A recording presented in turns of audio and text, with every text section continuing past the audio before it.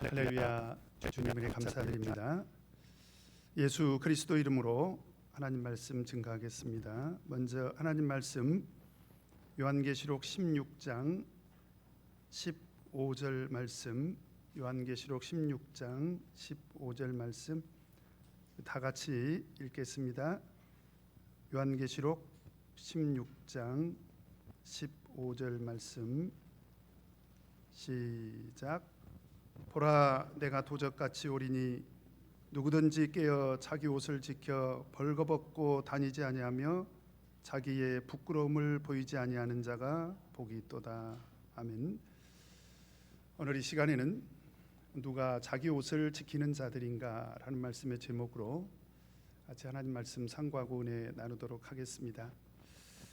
이제 오늘 오전에는 옷 이야기를 하려고 합니다. 여러분, 우리말에 옷이 날개다라는 말이 있죠. 무슨 얘기입니까? 옷이 그 사람을 결정하기도 한다라는 거죠. 그만큼 옷이 중요한 것인데요. 근데 우리가 성경을 보면 하나님께서도 옷에 굉장히 관심이 많으십니다.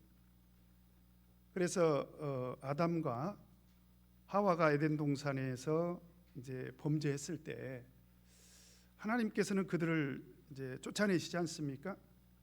그런데 그냥 쫓아내신 것이 아니라 쫓아내실 때 옷을 입혀 주시고 쫓아내십니다. 어떤 옷을 입혀 주셨습니까? 창세기 3장 21절에 보니까 여호와 하나님이 아담과 그 아내를 위하여 가죽옷을 지어 입히시니라. 그들의 범죄로 말미암아 그들이 에덴 동산에서 쫓겨날 수밖에 없는 그런 형편이지만 하나님께서는 그들에게 자비와 긍휼을 베풀어 주셔서 가죽옷을 입혀 주셨다라고 하는 거지요. 이 가죽옷이 무엇을 의미하는지는 우리 성도님들이 너무나도 잘 알고 계십니다. 예수님이 세상에 오셨을 때 세례 요한은 예수님을 일컬어서 뭐라고 얘기했습니까? 요한복음 1장 29절에 보면 세상 죄를 지고 가는 하나님의 어린 양이로다. 바로 그 가죽옷이 예수 그리스도를 통한 구속의 옷을 말하고 있는 것입니다.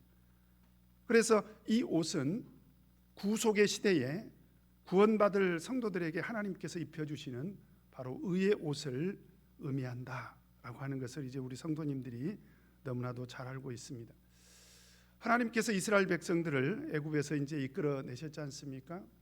그리고 하나님께서 친히 이제 제사장을 세우라고 명령하시고 제일 먼저 언급하신 것이 바로 사실은 옷입니다. 그래서 출애굽기 28장 1절에서 4절을 보면 너는 이스라엘 자손 중 내 형 아론과 그 아들들 곧 나답과 아비후와 엘르아살과 이다말을 그와 함께 내게로 나오게 하여 나를 섬기는 제사장 직분을 행하게 하되, 제사장 직분을 세우라고 하는 거지요. 그러면서 제일 먼저 명령하신 것이 뭐냐면 내 형 아론을 위하여 거룩한 옷을 지으라는 거예요. 그로 말미암아 영화롭고 아름답게 하라는 것입니다. 3절에 보면 너는 무릇 마음에 지혜 있는 자 곧 내가 지혜로운 영으로 채운 자들에게 말하여 아론의 옷을 지어 그를 거룩하게 하여 내게 제사장 직분을 행하게 하라. 그러면서 옷을 여러 벌을 말씀을 하셨는데요, 4절에 보니까 그들의 지을 옷을 이러하니 곧 흉패와 에봇과 겉옷과 반포 속옷과 관과 띠라. 그들이 내 형 아론과 그 아들들을 위하여 거룩한 옷을 지어 아론으로 내게 제사장 직분을 행하게 할지며.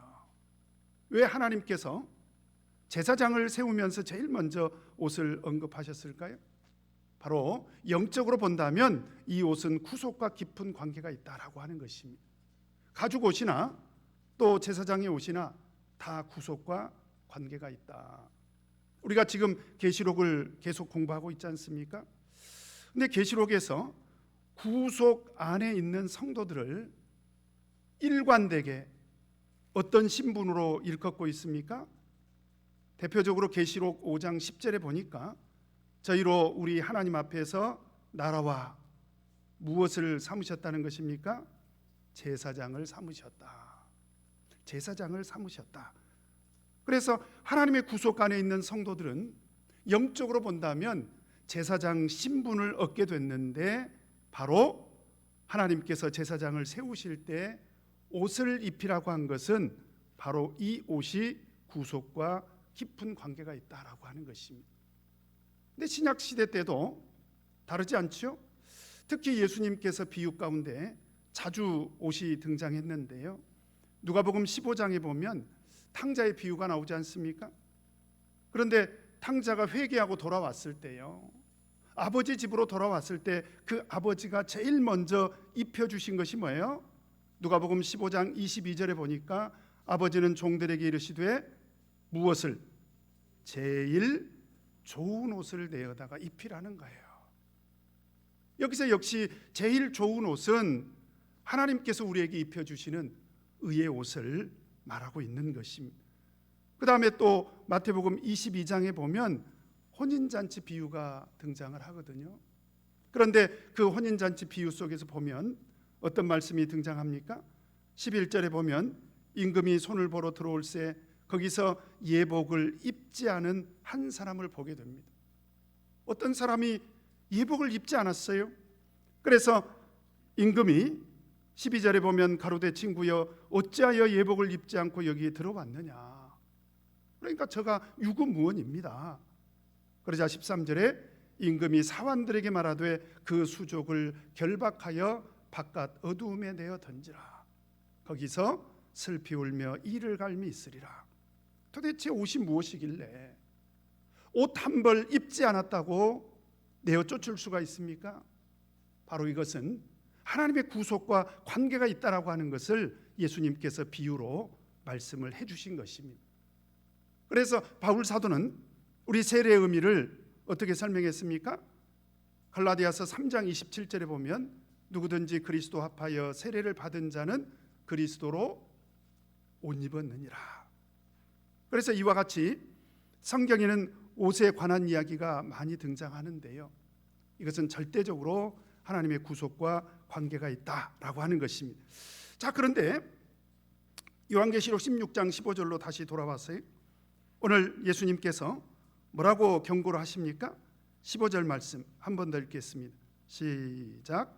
보라 내가 도적같이 오리니 누구든지 깨어 자기 옷을 지켜 벌거벗고 다니지 아니하며 자기의 부끄러움을 보이지 아니하는 자가 복이 있도다. 예수님께서 언젠가 도적같이 오겠다는 거예요. 갑자기 오겠다는 것입니다. 예수님의 재림의 날을 의미하고 있지요. 그런데 그때까지 반드시 우리가 입고 있어야 할, 잃어버리지 않고 벌거벗지 않고 반드시 지켜야 할 그런 옷이 있다는 거예요. 만약에 이 옷을 간수하지 못하고 잃어버리게 된다면 어떻게 된다는 것입니까? 부끄러움을 당하게 된다는 거예요. 여기서 말하고 있는 부끄러움은 하나님의 심판을 말하고 있는 것입니다. 어느 누구도 준엄한 하나님의 심판을 피할 수가 없다. 도대체 이 옷 한 벌이 무엇이길래 이 옷이 심판과 관계가 있는가? 바로 이 옷은 단순한 옷이 아니라는 거예요. 이 옷은 하나님의 구속과 관계가 있다라고 하는 것입니다. 그래서 오늘 이 시간에 먼저 요한계시록 16장 15절에서 말하고 있는 이 옷의 의미가 무엇인지를 살펴보도록 하겠습니다. 이 옷은 헬라어로 본다면 히마티온이라고 합니다. 히마티온. 우리 계시록 공부할 때 들으셨죠? 따라서 해보십시다. 히마티온. 근데 이 히마티온을 누가 입고 있었냐면 이미 계시록 4장에서 누가 입고 있었습니까? 24 장로들이 입고 있었습니다. 우리 요한계시록 4장 4절 한번 보겠습니다. 같이 읽겠습니다. 시작. 또 보좌에 둘려 24 보좌들이 있고 그 보좌들 위에 24 장로들이 흰 옷을 입고 머리에 금면류관을 쓰고 앉았더라. 여기서 보니까 24 장로들, 하나님의 보좌 앞에 있는 24 장로들이 흰 옷을 입고 있다는 거예요. 그런데 역시 이 흰옷도 히마티온이라고 합니다. 히마티온. 여러분, 헬라어는요 어떤 특징이 있냐면 똑같은 단어는 똑같은 의미로 사용이 됩니다. 그러니까 여기서 말하고 있는 히마티온은 바로 하나님의 구속의 옷을 말하고 있는 거예요. 24장로들이 누굽니까?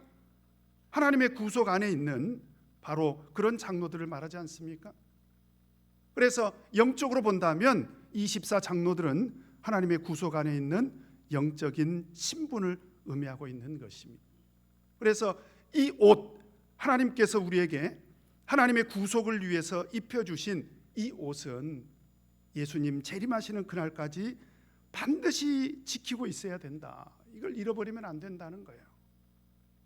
도대체 이 옷이 어떤 의미가 있고 얼마나 중요한 것이길래 잃어버리면 안 될까요?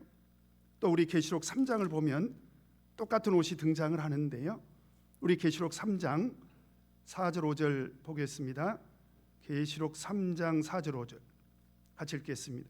시작. 그러나 사대에 그 옷을 더럽히지 아니한 자 몇 명이 내게 있어 흰옷을 입고 나와 함께 다니리니 그들은 합당한 자인 영고라. 이기는 자는 이와 같이 흰옷을 입을 것이요 내가 그 이름을 생명책에서 반드시 흐리지 아니하고 그 이름을 내 아버지 앞과 그 천사들 앞에서 시인하리라. 여기서도 보니까 옷이 계속 등장하지 않습니까? 사대에 그 옷을 더럽히지 아니한 자 몇 명이 내게 있어 흰옷을 입고 나와 함께 다니리니 그들은 합당한 자인 연고라. 이기는 자는 이와 같이 흰옷을 입을 것이요 전부 다 히마티온이라고 합니다. 히마티온. 이 옷은 바로 구속의 옷을 의미하지요. 뿐만 아니라 5절에 보니까 이기는 자는 이와 같이 흰옷을 입을 것인데 그 다음에 뭐라고 되어 있습니까?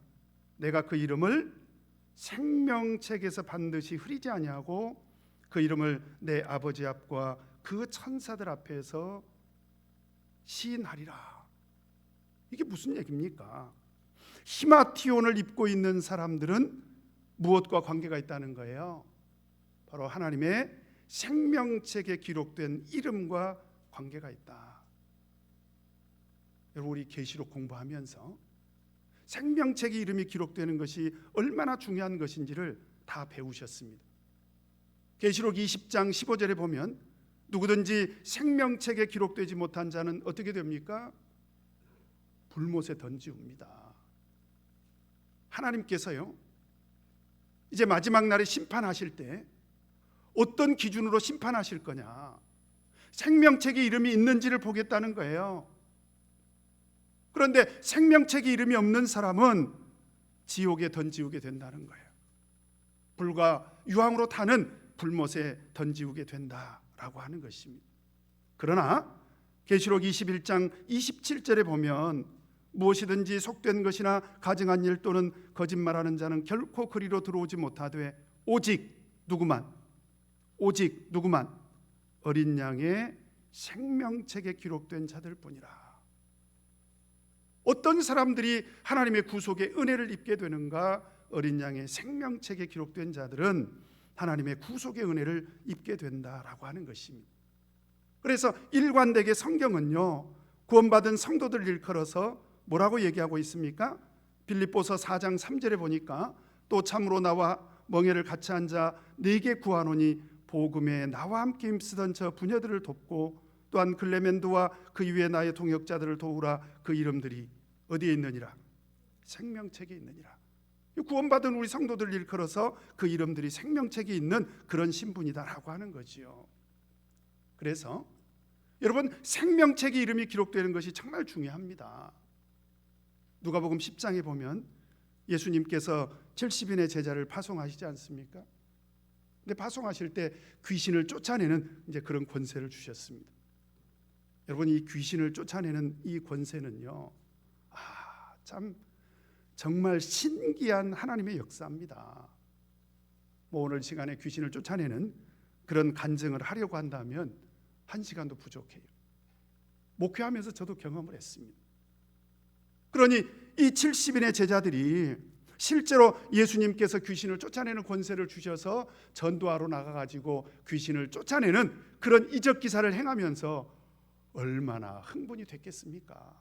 그러니까 돌아와가지고 누가복음 10장 17절에 보니까 70인이 기뻐 돌아와 가로되 주여 주의 이름으로 귀신들도 우리에게 항복하더이다. 귀신들이 항복하는 것이 너무 기뻐가지고 너무 신기해서 흥분해가지고 이렇게 보고를 하니까 예수님께서 뭐라고 말씀하십니까? 누가복음 10장 20절에 보니까 그러나 그랬습니다. 그러나 이제 흥분하지 말라는 거예요. 그 정도 일로 흥분하지 말라는 거예요. 그러나 귀신들이 너희에게 항복하는 것으로 기뻐하지 말고 뭐라고 얘기했습니까? 너희 이름이 하늘에 기록된 것으로 기뻐하라. 정작 우리가 믿음의 안목으로 바라본다면 우리 이름이 하늘에 기록된 것으로 기뻐해야 된다라고 하는 것입니다. 왜 예수님께서 이런 이야기를 하셨을까요? 귀신을 쫓아내는 일이 아무것도 아니어서 이런 얘기를 했을까요? 예수님 제자들이 귀신 쫓아내는 일로 너무 기뻐하고 있으니까 예수님께서 그냥 찬물을 끼얹으려고 이런 얘기를 하셨을까요? 그게 아니고 하나님의 구속에 대해서 올바로 가르쳐 주시려고 사실은 이 얘기를 하신 것입니다. 우리 이름이 생명책에 기록된 것이 중요하다. 바로 그 이름이 생명책에 기록된 것은 히마티온과 관계가 있다는 거예요. 하나님의 구속의 옷, 그리고 하나님께서 입혀주시는 바로 의의 옷이 중요하다는 거예요. 그러면 이 옷은 하나님께서 우리에게 언제 입혀주셨을까요? 언제 입혀주셨을까요? 우리 갈라디아서 3장 26절에서 29절을 보면 제가 읽겠습니다. 너희가 다 믿음으로 말미암아 그리스도 예수 안에서 하나님의 아들이 되었으니 언제요? 누구든지 그리스도 앞하여 세례를 받은 자는 그리스도로 옷 입었느니라. 예수 그리스도로 옷 입게 되는 하나님의 구속의 옷, 하나님의 의의 옷이 언제 입혀주셨다는 것입니까? 그리스도와 합하여 세례를 받을 때 입혀주셨다는 거예요. 그로 말미암아서 우리는 어떻게 됐습니까? 28절에 보니까 너희는 유대인이나 헬라인이나 종이나 자주자나 남자나 여자 없이 다 그리스도 예수 안에서 하나이니라. 히마티온을 입은 우리 성도들은 이제 전부 그리스도 예수 안에서 하나 된 존재라는 거예요. 어떻게 해요? 너희가 그리스도께 속한 자면 곧 아브라함의 자손이요 약속대로 유업을 이을 자가 됐다라고 하는 것입니다. 그래서 이 의의 옷을 입고 있는 것은 정말 중요한 것입니다. 로마서 6장 3절에서 7절 말씀에도 어떤 말씀이 있습니까? 무릇 그리스도 예수 앞하여 세례를 받은 우리는, 예수 그리스도 앞하여 세례를 받은 것을 어떻게 설명하고 있습니까? 우리는 그의 죽으심과 합하여 세례를 받았고 뿐만 아니라 4절에 보니까 그러므로 우리가 그의 죽으심과 합하여 세례를 받음으로 그와 함께 장사되었나니 이는 아버지의 영광으로 말미암아 그리스도를 죽은 자 가운데서 살리심과 같이 우리로 또한 새 생명 가운데서 행하게 하려 함이니라. 만일 우리가 그의 죽으심을 본받아 연합한 자가 되었으면 또한 그의 부활을 본받아 연합한 자가 되리라. 우리가 알거니와 우리 옛사람이 예수와 함께 십자가에 못 박힌 것은 죄의 몸이 멸하여 다시는 우리가 죄에게 종노릇하지 아니하려 함이니 이는 죽은 자가 죄에서 벗어나 의롭다 하심을 얻었음이니라. 우리가 세례를 받음으로 말미암아 예수 그리스도 합하여 세례를 받음으로 말미암아 우리는 영적으로 어떤 은혜를 입게 됩니까? 죄에서 벗어나 의롭다 하심을 얻게 된다라고 하는 것입니다. 따라서 요한계시록 16장 15절에서 말하고 있는 이 옷은 바로 우리가 세례를 받음으로 입게 되는 구속의 옷, 의의 옷을 말하게 되는 것입니다. 근데 이제 중요한 것은 이제 우리 성도님들이 이 사실은 뭐 너무나도 다 잘 알고 있지 않습니까? 근데 중요한 것은 뭐냐면 세례를 받고 하나님께서 입혀주신 이 구속의 옷을 우리는 어떻게 해야 된다는 거예요? 예수님 오실 때까지 잘 지켜야 된다는 거예요. 그래서 요한계시록 16장 15절에 보니까 보라 내가 도적같이 오리니 누구든지 깨어 자기 옷을 지켜 그랬습니다. 이 옷을 지켜야 된다는 거예요. 이 구속의 옷을 잃어버리지 않는 것입니다. 그러면 왜 이 옷을 지키라고 했을까요? 이 옷을 지키지 못한다면 어떻게 되는 거예요? 벌거벗고 다니게 된다는 거예요. 그리고 예수님 재림하실 때 반드시 부끄러움을 당하게 된다는 것입니다. 부끄러움을 당하게 된다는 거예요. 그래서 요한계시록 3장 4절에서도 예수님께서 뭐라고 말씀하셨습니까? 우리 3장 4절 같이 한번 읽겠습니다. 시작. 그러나 사대 그 옷을 더럽히지 아니한 자 몇 명이 내게 있어 흰 옷을 입고 나와 함께 다니니 그들은 합당한 자인 연고라. 히마티온을 입고 있을 만한, 그래서 하나님의 구속의 은혜에 거할 수 있는 합당한 사람들이 누구냐? 이것은 예수님 재림하실 때까지 이 옷을 지키는 것과 절대적으로 관계가 있습니다. 어떤 사람이 하나님의 구속의 은혜 아래서 하나님과 함께 다닐 수 있는 합당한 자냐? 이 옷을 어떻게 해야 된다는 거예요? 더럽히지 아니해야 된다라고 하는 것입니다. 그러면 반대로 옷이 더러워진다는 것은 무슨 의미가 있을까요? 옷이 더러워진다. 예수 그리스도의 십자가의 구속의 은혜를 이제 떠나는 것입니다. 이걸 성경에서는 타락이라고 합니다. 예수 그리스도의 십자가의 구속의 은혜가 갑자기 믿어지지 않는 거예요. 뭐 세상에 그런 게 어디 있냐는 거예요. 그리고 무슨 예수 그리스도 앞에서 세례를 받는다고 죄 사함을 받느냐 라고 이렇게 주장하기 시작한다는 것입니다. 바로 믿음과 진리상에서 타락하게 되지요. 그럼 어떻게 될까요? 히브리서 6장 4절에서 6절을 보면 한 번 비춤을 얻고 하늘의 은사를 맛보고 성령의 참여한 바 되고 하나님의 선한 말씀과 내세의 능력을 맛보고 타락한 자들은 다시 새롭게 하여 회개케 할 수 없나니 이는 자기가 하나님의 아들을 다시 십자가에 못 박아 현저히 욕을 보임이라. 여기서 말하는 타락은요, 바로 하나님의 구속의 은혜를 이제 떠나는 것을 말하는 거예요. 아니 예수님께서 우리 영혼을 하나님의 구속 안에서 구원해 주시려고 십자가를 지셨는데 그 십자가를 멸시하는 것입니다. 그런 게 어디 있냐는 거예요.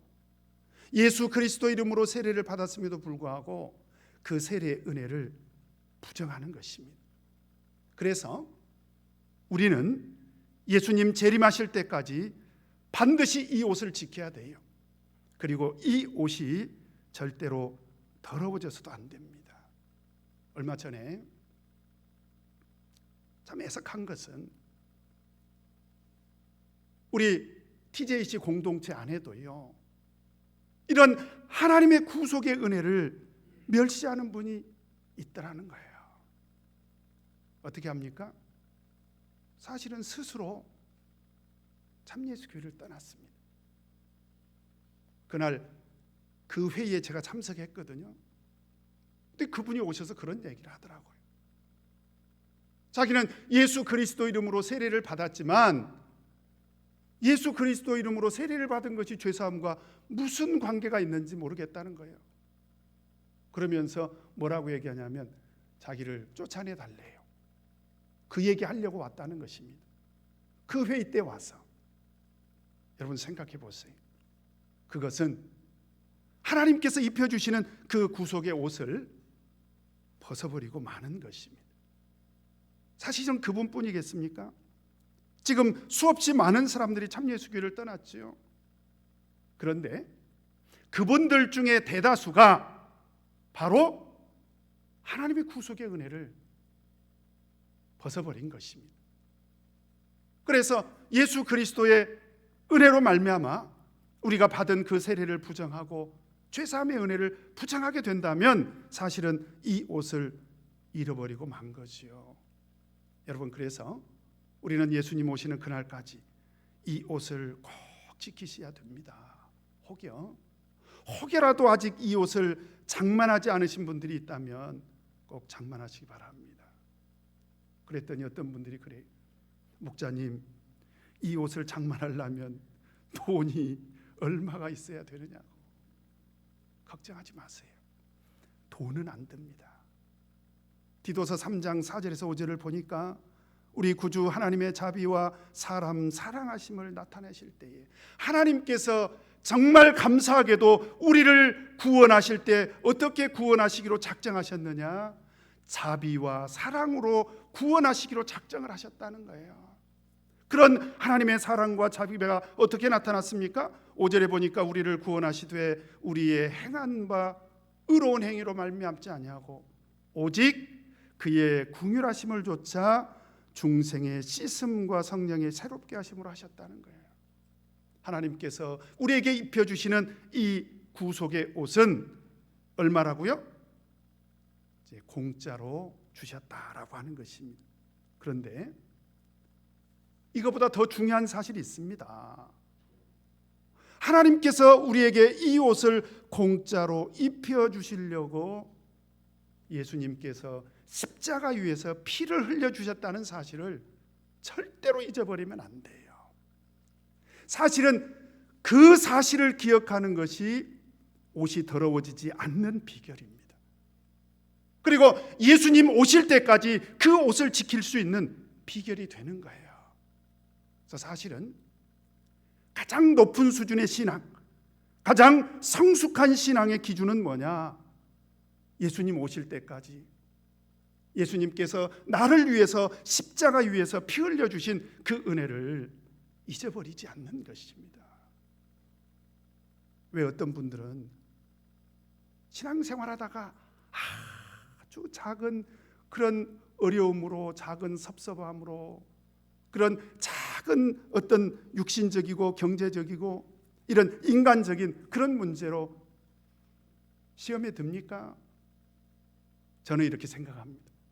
그건 예수 그리스도의 십자가의 보혈의 공로를 잊어버렸기 때문에 그런 것입니다. 그걸 잊어버리고 나면 오만 가지 것들이 다 시험거리예요. 뿐만 아니라 왜 30년, 40년, 50년 신앙생활을 해도 그 믿음이 성장하지 않고 어린아이와 같은 그런 신앙의 상태에 머물러 있는가?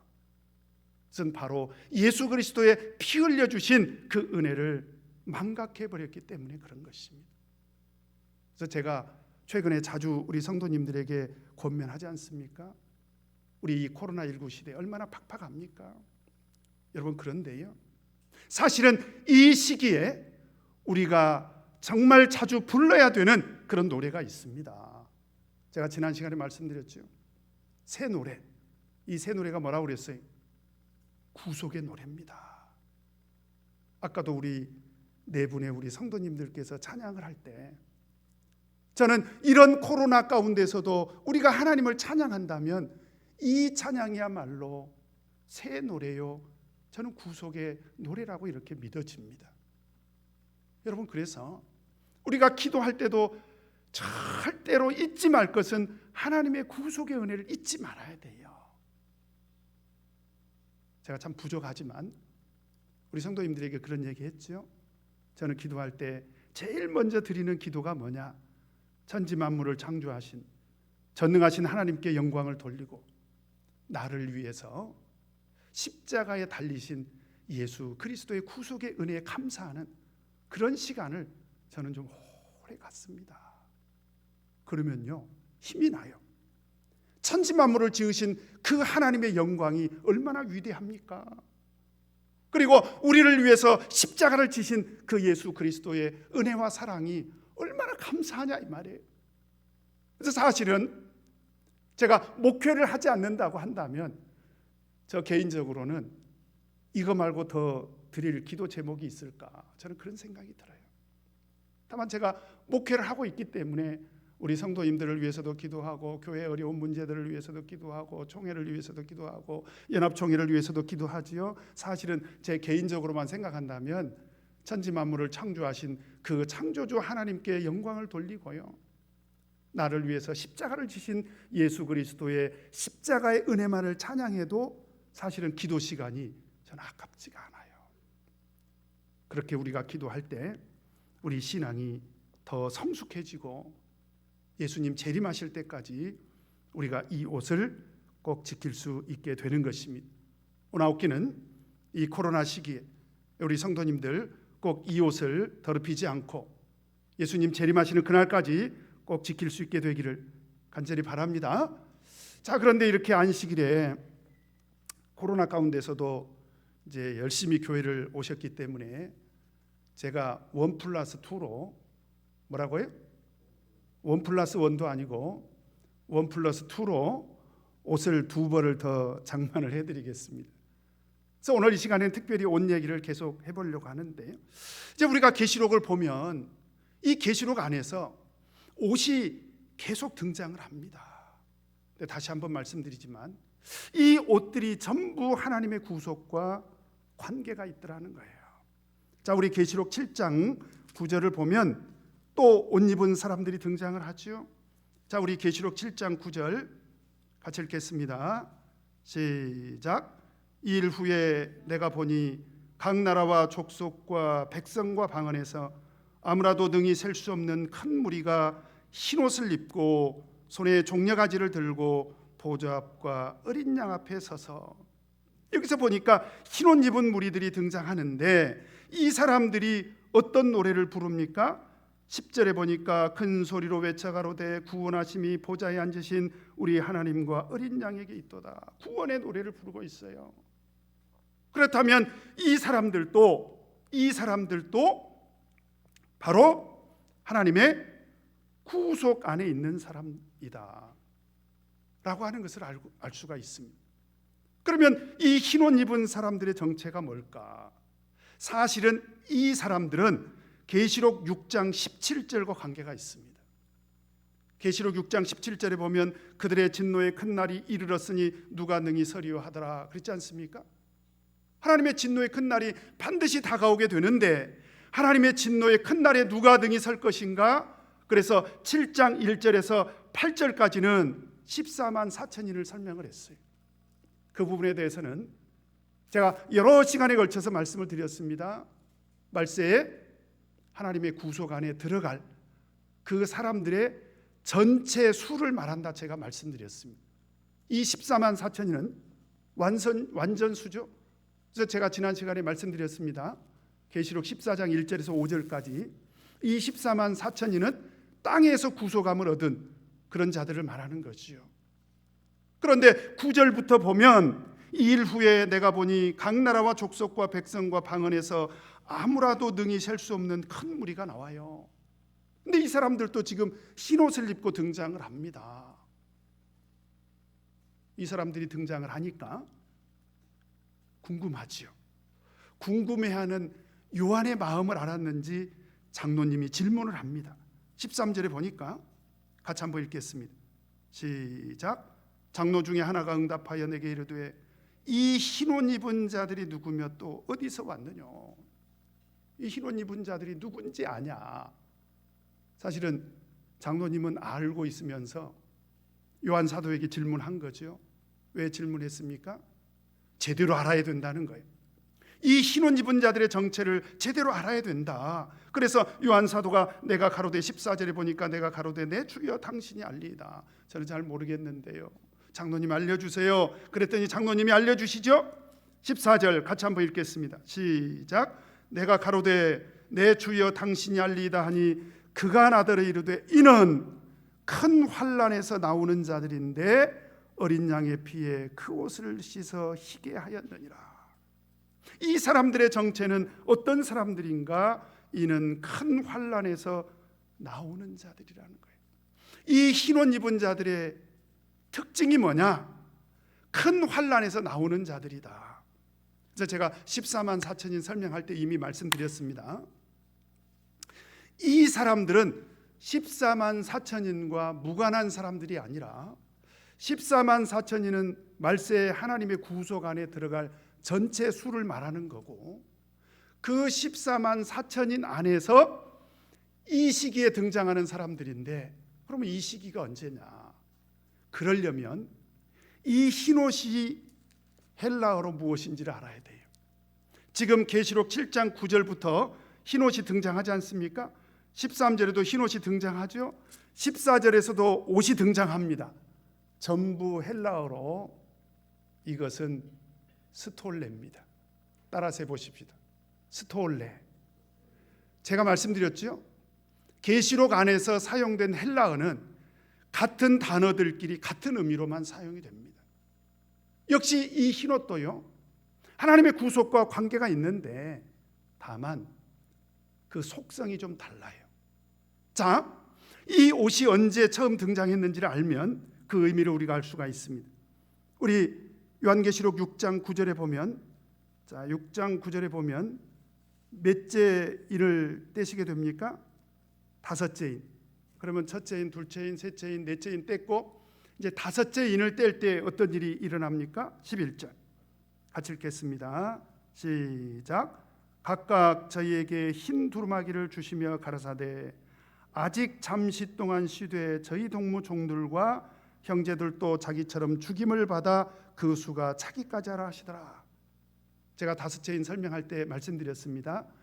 다섯째 인을 떼게 되면 언젠가, 아직은 저는 다섯째 인이 떼어지지 않았다라고 생각하는데, 언젠가 다가올 큰 환난의 날이 다가오게 되면 그때는요, 우리 성도들이 제단 아래서 어떤 기도를 하냐면 10절에 보니까 큰 소리로 불러 가로되 거룩하고 참되신 대주제여 땅에 거하는 자들을 심판하여 우리 피를 신원하여 주지 아니하시기를 어느 때까지 하시려니까. 환난의 날에 이렇게 탄식을 하니까 그때 그 환난 가운데 있는 성도들에게 예수님께서 어떤 옷을 입혀주십니까? 흰 두루마기를 주셨습니다. 그런데 이 두루마기가 사실은 스톨레입니다. 7장에서는 흰옷이라고 했지만 사실은 계시록 6장 11절에서는 두루마기로 이렇게 번역을 했어요. 왜 그랬는지 모르겠어요. 그러나 분명한 것은 헬라어로 스톨레입니다. 이건 히마티온하고 달라요. 따라서 해보십시오. 히마티온, 이건 세례받을 때 입혀주시는 옷이고요. 그 다음에 두 번째로 스톨레, 따라서 해보십시오. 스톨레, 이것은 환난 가운데서 입혀주시는 옷이에요. 그래서 분명히 요한계시록 7장 14절에 보니까 이 흰옷 입은 무리들을 일컬어서 장로님이 뭐라고 얘기했습니까? 이 사람들은 큰 환난에서 나오는 자들이라는 거예요. 언젠가 우리에게 이런 환난이 다가오게 될 것입니다. 사도행전 14장 22절에 보면 바울 사도가 우리 믿는 성도들에게 뭐라고 권면했습니까? 우리가 하나님의 나라에 들어가려면 많은 환난을 겪어야 할 것이라. 언젠가 우리는 반드시 환난을 겪게 되는데 그 환난을 극복한 자들에게 하나님께서는 이 스톨레를 입혀주실 것이다. 자, 그런데 아까 제가 히마티온과 스톨레는 그 속성이 다르다고 제가 분명히 말씀드렸습니다. 어떤 측면에서 확실히 다르냐? 이 히마티온은 세례를 받을 때 입혀주시는 옷이기 때문에 더러워져 버리면 이걸 빨 수 있는 방법이 없습니다. 더러워져 버리면 그건 타락한 거예요. 그건 예수 그리스도의 십자가의 구속의 은혜를 현저히 욕을 보이는 거예요. 그러니까 이 옷은 절대로 더러워져서는 안 됩니다. 그런데 이 스톨레는 계시록 22장 14절에 보니까, 자, 같이 한번 보겠습니다. 계시록 22장 14절에 보니까 같이 한번 읽겠습니다. 시작. 그 두루마기를 빠는 자들은 복이 있으니 이는 저희가 생명나무에 나아가며 문들을 통하여 성에 들어갈 권세를 얻으려 함이로다. 여기서 보니까 두루마기를 빠는 자들이 복이 있대요. 빨아야 된대요. 이것은 반드시 빨아야 되는 옷인데 여기서 말하고 있는 두루마기 무엇일까요? 스톨레입니다. 이 옷은 빨아야 돼요. 어디다 빨까요? 동네 세탁소에? 안 빨아줍니다. 빨아줄 수가 없어요. 그러면 어느 세탁소에 맡겨야 될까요? 우리 요한계시록 7장 14절에 보니까 이는 큰 환난에서 나오는 자들인데 어디에다가 어린 양의 피에 그 옷을 씻어 희게 하였느니라. 이 스톨레도 역시 어디에 맡겨야 됩니까? 어린 양 세탁소에 맡겨야 됩니다. 혹여라도 우리가 정말 극심한 환난 가운데서 옷이 더러워진다면 그때마다 예수 그리스도의 십자가 앞에 나와서 회개하고 하나님 앞에 용서를 구하면 하나님께서 다 깨끗게 해주신다라고 하는 것입니다. 여러분, 그래서 이 스톨레는 계속 빨아야 돼요. 예수님 재림하시는 그날까지 계속 빨아야 되는 것입니다. 바로 그 스톨레, 바로 그 옷이 우리에게 있다라고 하는 것 말씀드렸고요. 이제 마지막으로 또 옷 한 벌, 제가 1+2라고 그랬죠. 시간은 많이 지났지만 옷 한 벌 더 장만해 드려야 되겠죠. 자, 우리 계시록 19장 8절을 보니까 또 옷 한 벌이 등장하는데요. 19장 8절 같이 읽겠습니다. 시작. 그에게 허락하사 빛나고 깨끗한 세마포를 입게 하셨은즉 이 세마포는 성도들의 옳은 행실이로다 하더라. 이제 세 번째, 하나님께서 우리에게 세마포를 입게 하셨다는 거예요. 빛나고 깨끗한 세마포. 이 옷은 언제 입는 옷인가? 7절에 보니까 같이 읽겠습니다. 시작. 우리가 즐거워하고 크게 기뻐하여 그에게 영광을 돌리세 어린 양의 혼인기약이 이르렀고 그 아내가 예비하였으니. 아하, 이 옷은, 빛나고 깨끗한 세마포는 어린 양의 혼인잔치 때 입을 예복을 말하는구나. 아까 마태복음 22장에 예복을 입지 않아서 쫓겨났지 않습니까? 그래서 9절에 보니까 9절 같이 한번 읽겠습니다. 시작. 천사가 내게 말하기를 기록하라. 어린 양의 혼인잔치에 청함을 입은 자들이 복이 있도다 하고 또 내게 말하되 이것은 하나님의 참되신 말씀이라 하기로. 하나님의 어린 양의 혼인잔치에 청함을 받은 사람들이 복이 있다는 거예요. 여러분, 그러면 이 어린 양의 혼인잔치에 반드시 우리가 참여해야 되겠죠? 이게 하나님의 구속과 관계가 있는 거예요. 자, 중요한 것은 그렇게 되려면 하나님께서 내어주시는 이 빛나고 깨끗한 세마포를 반드시 입어야 된다는 거예요. 이 세마포가 뭐냐? 헬라어로 비시노스입니다. 자, 따라서 해보십시다. 비시노스. 우리가 비패 그러지 않습니까? 그때 그 비시노스 그렇습니다. 한 번 더 읽겠습니다. 비시노스. 그런데 이걸 친절하게 하나님께서 설명해 주셨어요. 이 빛나고 깨끗한 이 세마포 비시노스는 바로 뭐라는 거예요? 성도들의 옳은 행실이다. 어린 양의 혼인잔치에 참여할 자격은, 빛나고 깨끗한 세마포 옷은 어떤 사람에게 입혀줄 것인가? 바로 옳은 행실을 하고 있는 우리 성도들에게 입혀주시겠다라고 하는 것입니다.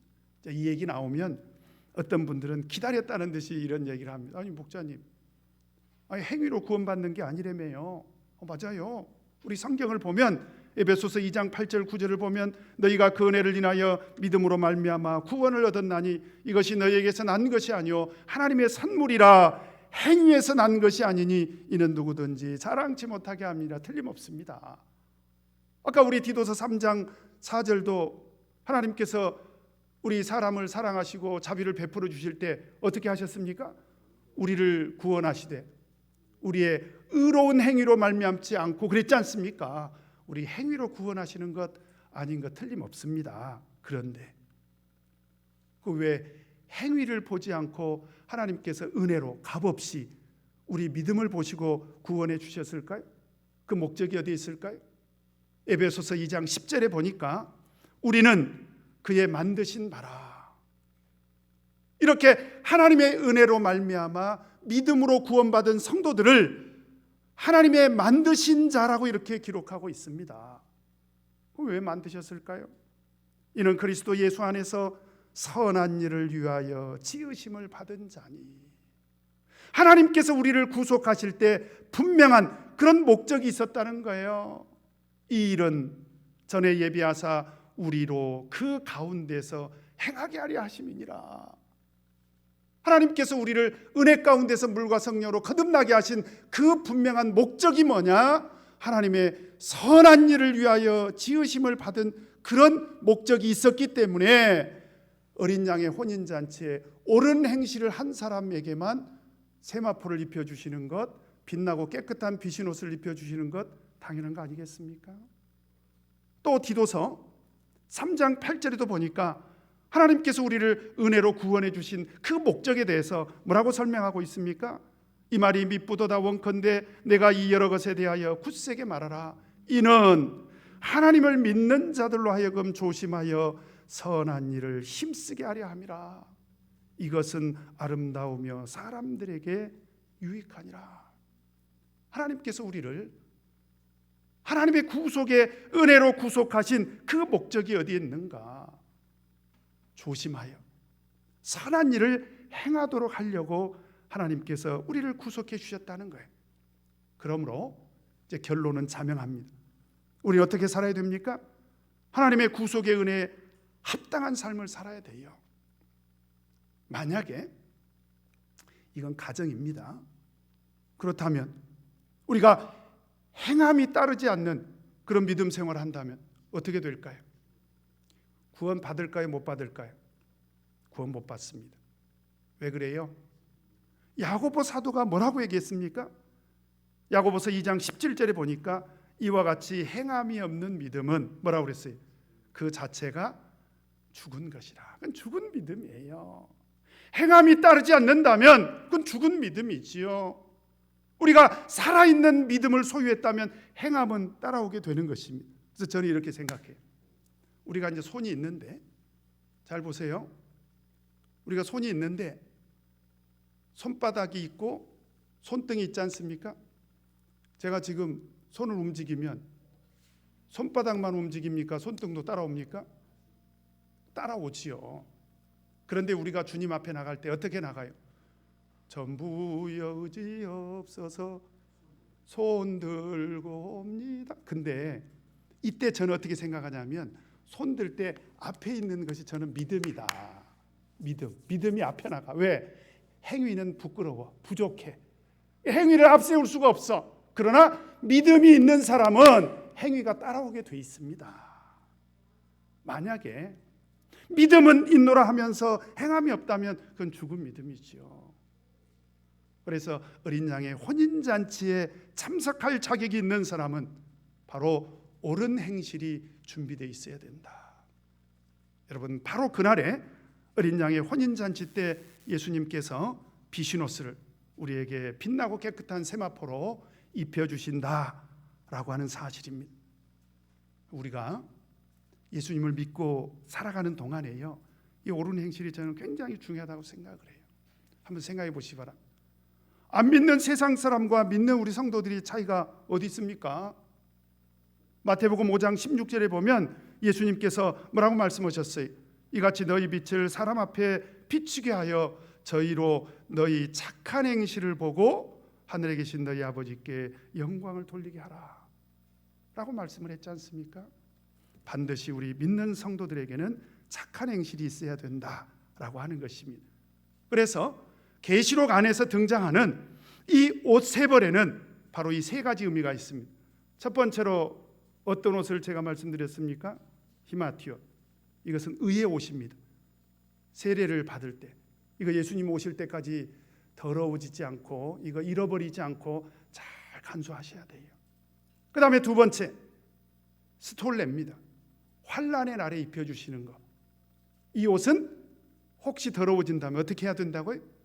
어린 양 세탁소에 맡겨서 꼭 빠셔야 됩니다. 그 다음에 세 번째로 비신옷. 이 옷은 어린 양의 혼인잔치 때 예복으로 입는 옷입니다. 반드시 준비하셔야 되는데 무엇으로 준비하실 수 있습니까? 옳은 행실로. 오나옵기는 우리 성도님들 이 세 벌의 옷을 예수님 재림하시는 날까지 다 잘 간수하셔서 예수님 재림하실 때 영광 가운데 영원한 천국에 가서 영생 복락을 누리시는 저와 여러분 되시기를 예수 그리스도 이름으로 축원합니다. 우리 다 같이 묵도하시겠습니다.